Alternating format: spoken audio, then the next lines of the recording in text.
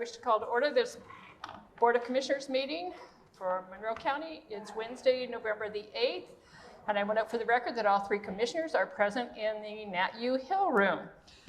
And with that, we'll start with the public statement. We, the Monroe County Board of Commissioners, renew our commitment to welcome and protect the rights of all people, regardless of age, race, color, creed, disability, sexual orientation, gender, gender identity, marital status, economic status, and national origin. And we affirm the right of every person to live peacefully and without fear. And we will fight and resist at every step discrimination and harmful policies, whatever their source. We also stand in support of our county public school systems, both RBB and MCCSC. And with that, we will move on to department updates. Do we have Miss Kelly? There she is. Good morning. You're muted. Sorry about that. COVID hospitalizations, emergency room visits, and wastewater levels have all decreased over the past week. According to the CDC, HV1 is now the dominant COVID-19 variant that's circulating in the United States. It does not seem to cause more severe disease than other variants or escape immunity from the vaccines. We are monitoring flu and RSV. Generally in November, we begin to see increases, but they are still minimal at this time. And the Public Health Clinic has vaccines available for COVID, influenza, and RSV. You can call 812-353-3244. Thank you. Questions or comments from my colleagues? No, I don't. No, where's my mic? No, sorry. Thank you. No We've got questions. new technology today. We're just, trying to get used to this. I will remind people, I have a 33-year-old who was upset that he can't get RSV vaccines yet. And so I'll remind people that that's for individuals 60 and older generally, unless they have compromised immune system. Is that correct? That is correct, yes, or infants, but yes, 60 and older is what we have available at the clinic. Right, okay, thank you very much. Thank you. Are there any other department updates today? I think we have Chris Myers. Yes, in person, good morning. I know. I was telling her I made the mistake of going to Ellettsville first, and that is never, ever a good idea. Especially when I come from Brown County. So, that's the way it is. Good morning, everybody. Yeah, I came in person just because. It's not a very big update, but I like to do this quarterly. And then also, because of everything going on, if there are any questions, I'm happy to entertain that as well. But just wanted to kind of give you an update of where we are with transit and trips and system-wide. And so for 2023, from January through October, rural transit, all 4 counties, remember we're 4 counties, has 36,303 trips, which is an increase of about 12% over 2022 numbers. And then Monroe County specific, we've had 11,998 trips. So that's for the 10-month period. And that's actually an increase of 44% over last year. So still kind of starting to find that climb back up from COVID when it just tanked out, of course. But so that's good. Those are all great trends, and we're holding steady on that. Actually, system-wide, Putnam County is pretty close on par with the same kind of demand as Monroe County. They used to be slightly lower, but they're pretty close to where we are with the same sort of demand service that's going on. Just to give you an idea on revenue miles, the average trip for this year system-wide is 7.03 miles per trip. So again, showing that we're not like a city service. We do put a lot of miles on the vehicles to provide those services. And Monroe County is actually 8.31 miles per trip. We have successfully received all of the capital replacement vehicles for 2023 and are happy to work with Richard, who's been wonderful at Monroe County, getting new plates and dealing with all the BMV stuff. So we are in the process of going through the NDOT required disposal for those. So we have the old ones that we have to take all the decals off and all the equipment out, and then we'll be disposing of those hopefully in the next few months. We go through that govdeals.com system, so that works out great. And then just as a kind of a note to have, we attended, Lisa Salyers and I, who's the transit manager, and I attended the mandatory NDOT North-South meeting last month. And one of the things that Todd Jennings, who's the program manager, brought up is the intent for them to really look at systems. They have a lot of different one-county systems in the state for rural transit, and they're looking at trying to get those combined into more like the regional, like we are a regional rural transit provider. And so that's a kind of 5 to 10 year process that they're looking at. But for us and our system, they're looking at possibly taking on Brown and Jackson County as well. So as that conversation happens, I certainly will bring that back to you all because you are the grantee. and so we have to, of course, have your blessing to do that. But I know that I've talked with the Brown County system, and they were actually pretty excited about the idea of that because there's a lot that we have expertise in just because of the nature of our size that would help them out tremendously. So any questions for me in rural transit? Not this time, thank you. I just want to thank you for all your hard work and your staff. Amazing service. And since you're up here, if you could tell folks how to get in touch to schedule a ride. Yeah. Who's eligible, all of that. Yeah, so you can call you can call Area 10, just in general, Area 10, but we are rural transit is 812-876-1079.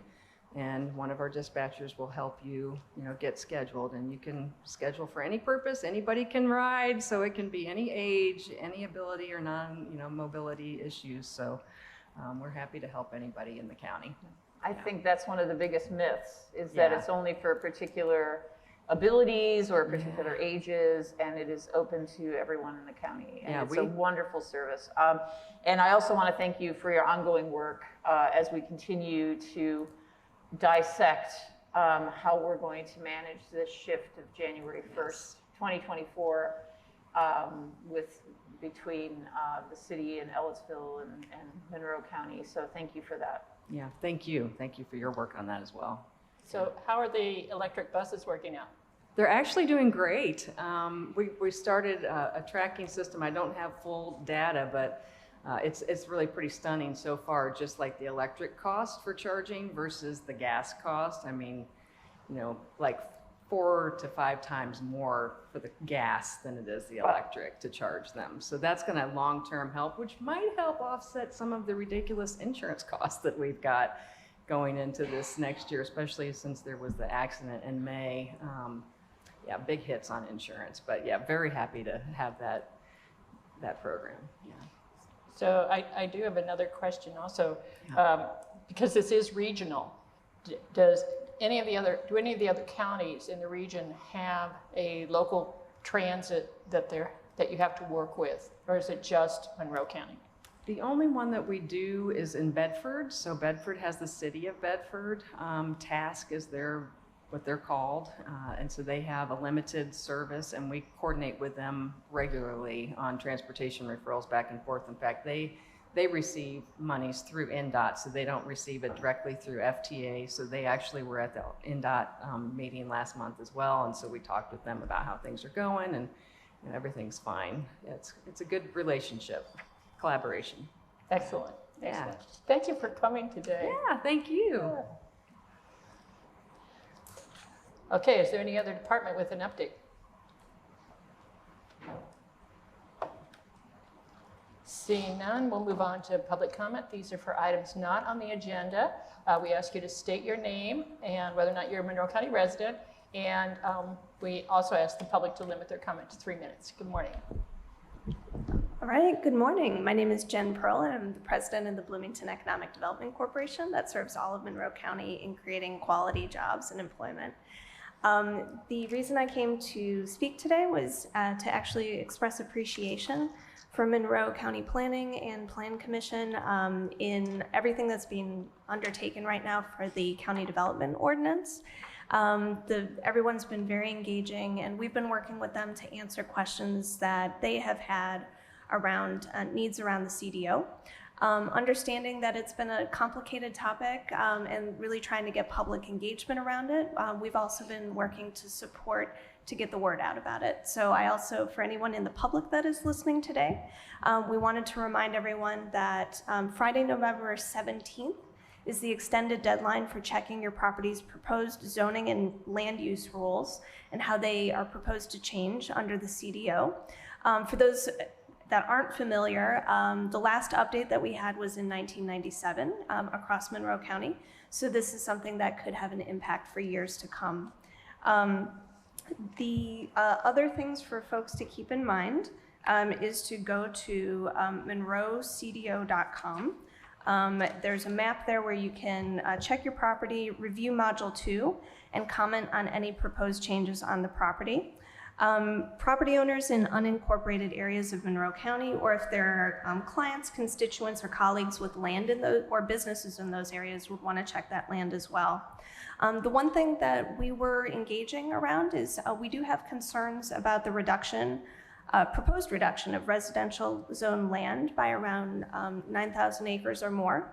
That is a concern given the issues with affordable housing in our community and the high costs. So we are putting forward some ideas for how that can be mitigated, and also ways to grow employment in our community because land is limited for employment growth as well, and knowing that wages are a very important portion of being able to have a prosperous community here. So we'll be putting forward a policy paper on that to answer any questions, but in the meantime, just really want to get the word out. Friday, November 17th is the deadline, and monroecdo.com is where people can engage. Thank you.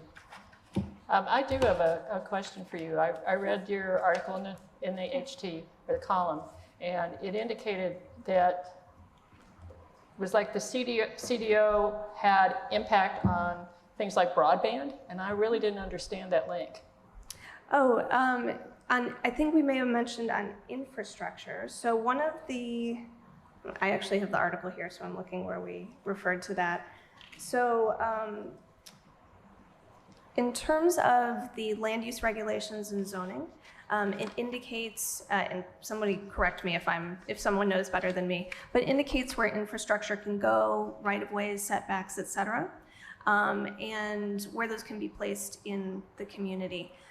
The other thing is, if we are looking at where density can be grown, for certain things, we want to preserve rural areas and preserve natural beauty. But if you're looking to have housing or employment development, one of the areas to look is what is currently adjacent to existing infrastructure, whether that's sewer, water, broadband would be another opportunity as well. And so, as officials are looking at where future opportunities for housing and employment can go, it would be following those maps to sort of point in the direction where it can go. And then your question was on broadband as well. Well, I understood the infrastructure, but I didn't understand why there was any link between talking about the broadband and the CDO, because the CDO doesn't, in my understanding, doesn't have any regulation over that. Mm-hmm.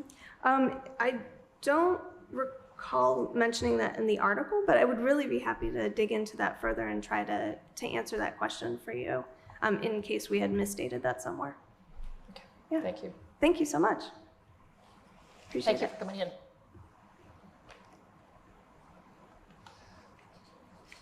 Is there anyone else with public comment today? If not, we'll move on to approval of minutes. I move approval of the minutes for November 1st, 2023. Second. Are there any comments or corrections? You had the one. You had the one. I had one, that was yeah. already done. Right, but it was taken care of, right. So, well, with that, I'll call for a vote on approval of the minutes from November 1st, 2023. All those in favor signify by saying aye. Aye. Aye. Motion passes 3-0. Next item, please. I move approval of the claims docket, accounts payable November 8th, 2023. Second. And we have Mrs. Miller. Good morning. Good morning. The accounts payable claims docket for November 8th, 2023 totals $2,355,698.73. This includes all emergency claims and adjustments.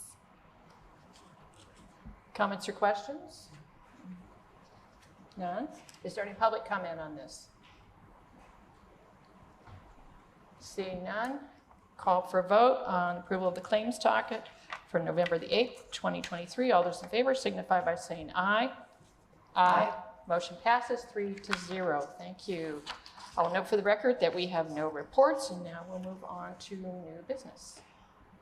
I move to ratify the Pitney Bowes lease agreement for Election Central Fund Name Election, Fund Number 1215, in the amount of $841.11 quarterly, or $3,364.44 annually. Second. And we have Clerk Brown here to talk to us about this. If I may, just quickly, just want to pop in because at the last week's work session, we talked about combining leases. And this particular agreement has already been approved by you guys, and today you're ratifying it. We are looking at reducing the number of postage machines within the county.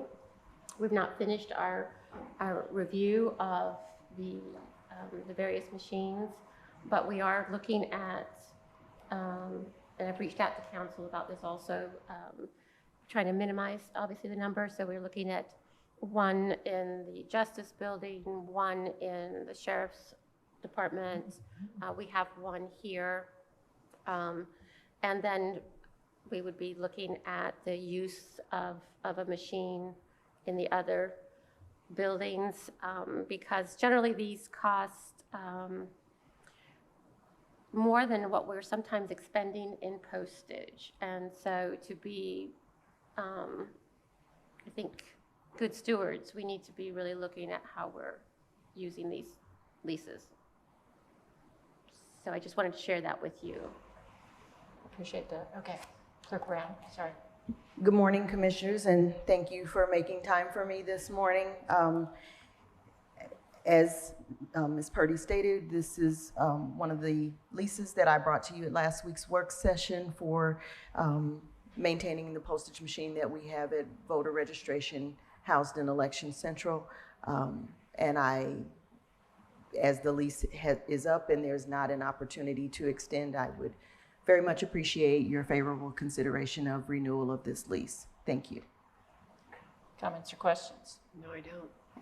I don't think we voted on this last time, so this isn't actually a ratification. Yeah, we did. Did we? Yes. Okay. I know we've tried to sleep since then, but I haven't all I been haven't successful. managed that. Okay, thank you. So I do have a question with regard to what Ms. Purdy just said. Is there a postage meter machine in the Johnson Hardware building that could be shared at all?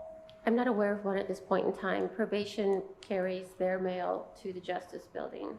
The public defender carries their mail to the Justice Building. Curry carries their mail to the Justice Building. So right now, I'm not aware of a postage machine in that facility. Mm-hmm. Okay. But I have to say that I've only gotten halfway through looking into this since last Wednesday. Mm-hmm. And do either of you have any sense of how much postage we're talking about in a given year out of the clerk's, out of election operations? Yours has got to be very high, I would imagine. I am so sorry. I am having difficulty understanding. Oh, yeah, the acoustics in here are not great. How much actual postage goes out through election operations? Do you have any sense of that? I don't have any sense. I mean, you can imagine we have voter registration when we mail out cards to people who apply to be registered voters, and then for various pieces we have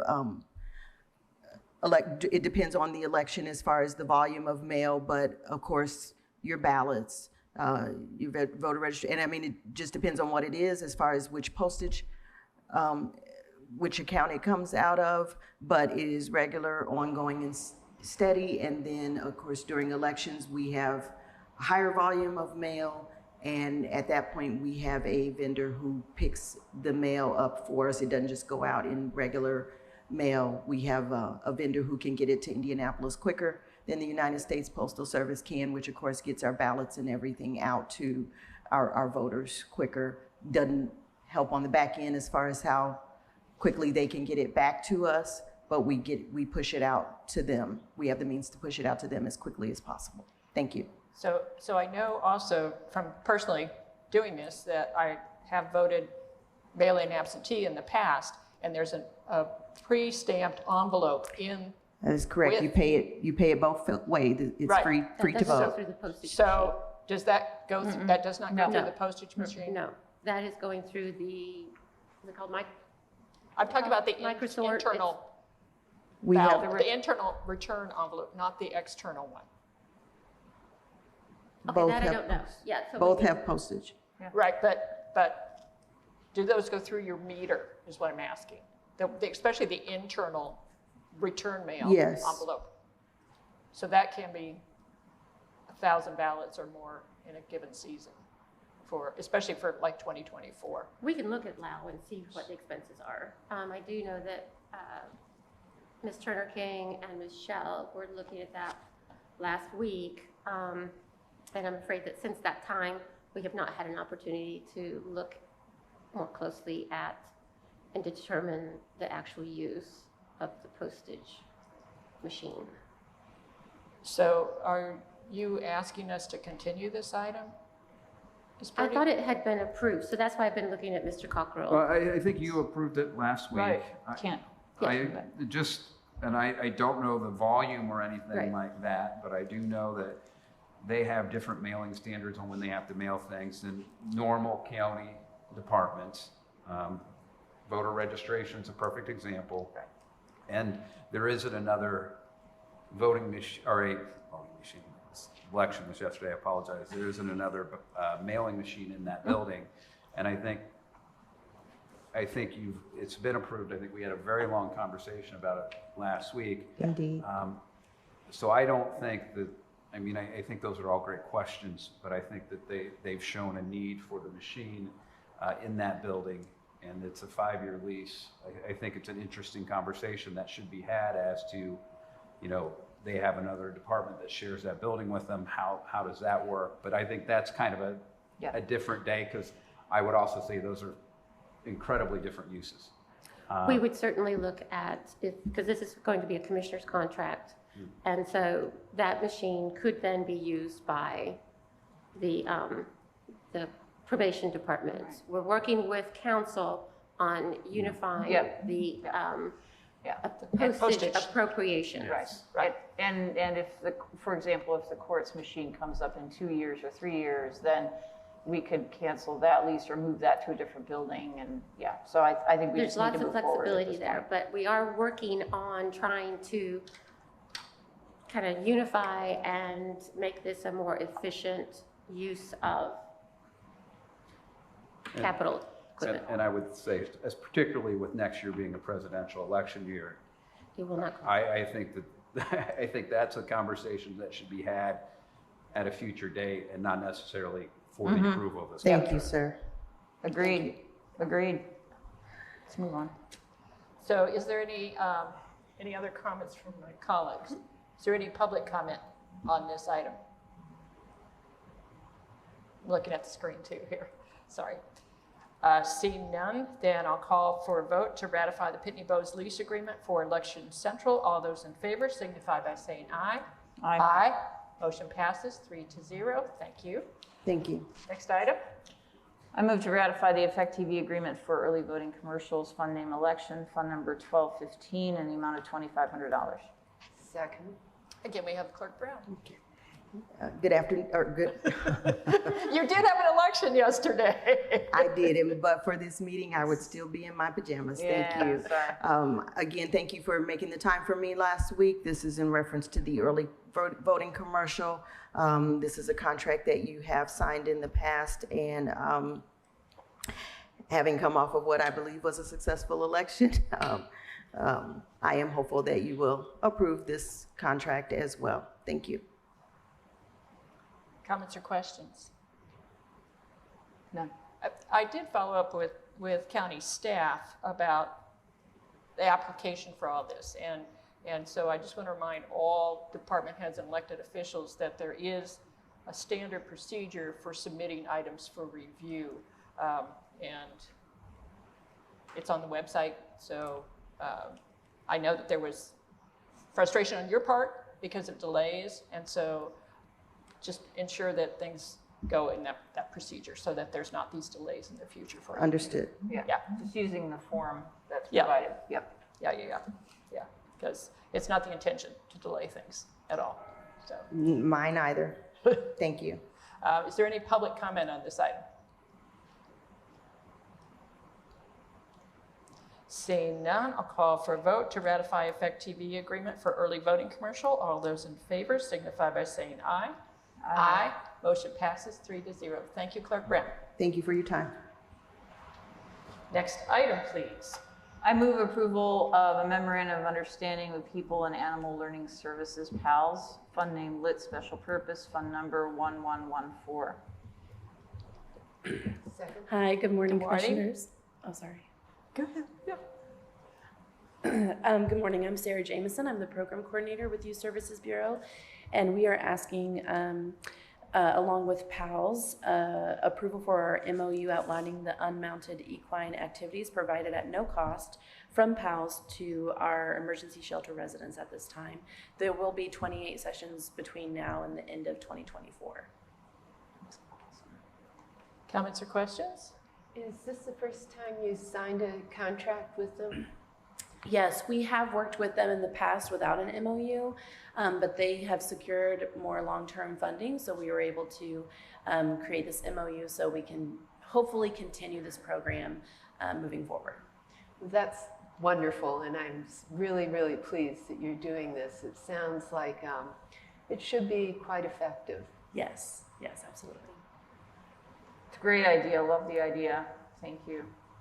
Well, and when I read through the MOU, the connections that you're hoping to form between animals and the youth that you serve is just remarkable. I mean, we have a few horse lovers here, I think. Yeah. And, Yeah.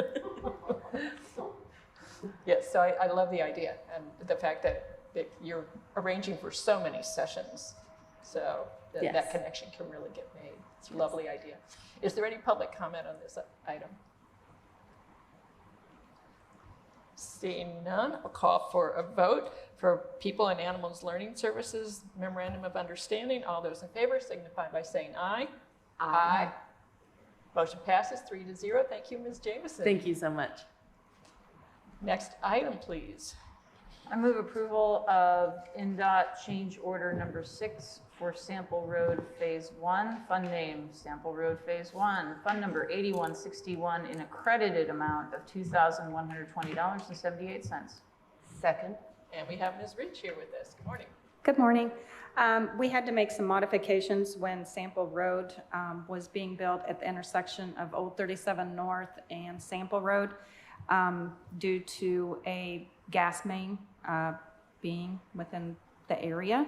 So to eliminate any damage to that, we ended up having a portable traffic signal so that we could keep the road open at least to one lane and not have to deal with the gas main. So this was for that change. Very good. Comments or questions from my colleagues? Nope. I'm sure that public is happy that all this is back to normal. I'm sure that the public is happy that this is back to normal. Yeah, like I said, it was a long duration, but we were at least able to keep one lane open and keep the traffic moving through there. Appreciate that. Is there any public comment on this item? Seeing none, I'll call for a vote on the NDOT change order number 6 for Sample Road Phase 1. All those in favor signify by saying aye. Aye. Motion passes 3-0.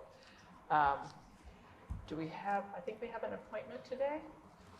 Yes, I would like to move to approve appointing Bill Williams to the South Central Regional Sewer District. Second. Is there any discussion on this? And I forgot to get when the term expired. We'll get that on his letter. Mm-hmm. Yeah. Okay, so all those in favor of appointing Bill Williams to the what was it again? The South Central Regional Sewer District. Thank you. I always mess that up. Okay, we won't talk about this. Okay. All those in favor signify by saying aye. Aye. Aye. Motion passes 3-0. With that, we'll move on to announcements. I'll remind everyone that COVID tests are still available at the Health Department and at the Monroe County Health Clinic on Miller Drive. We are accepting applications for some boards and commissions, and many of the current appointments will end either December 31st or January 15th or early in the year. So there will be openings again for next year. We continue to have office hours. I had one this past Monday at noon. So we host 6 of those every month. If you wish to talk with one of us during those Zoom times, you can check on the county calendar at co.monroe.in.us. You can also go to the same website to sign up for the Monroe County alert notification systems and to find the name and contact information for your township trustee. I say that because if you are struggling to meet rent or utility payments, and if you're income qualified, we have extended additional assistance funds to county residents, and that includes individuals who live either inside the city limits from Ellettsville or from Monroe or from Bloomington. We are still hosting blood drives. There is one this afternoon from 1 to 6, and Friday from 10 to 3. Those are in Ivy Tech Shreve Hall, and then again December the 13th from 1 to 6, and Friday, December 15th from 10 to 3. There's still a great need. I get 3 or 4 emails a week on this, so that I know that this is one of the things that people can do to save others' lives. As a final announcement, all Monroe County offices will be closed Friday. This is November the 10th in honor of Veterans Day, and there will be official Veterans Day celebration on Saturday, and I think there's one at Sample Gates at IU at 7:30 Friday morning, and there's several others throughout the day. So, but I did want to alert people to the fact that our county offices will be closed. Do my colleagues have any other announcements to add? No, just a reminder to area residents, anyone outside the city of Bloomington or town of Ellettsville, to check Monroe CDO for their proposed land use, and go to that website, and you will be able to leave some comments. You can also leave comments about other proposed zoning for other properties. It doesn't just have to be your own, so we do encourage people to get involved and do a little research and let us know what you think. Thank you. With that, we will adjourn. We will be back next week on November the 15th here in the Nat U Hill Room. It's 10:37. We do have a couple of items on a work session. So when would we like to return? 10:50 sound good? Sounds Yep. good. Okay, well then, we will see you all next week, and we'll be back here at 10:50.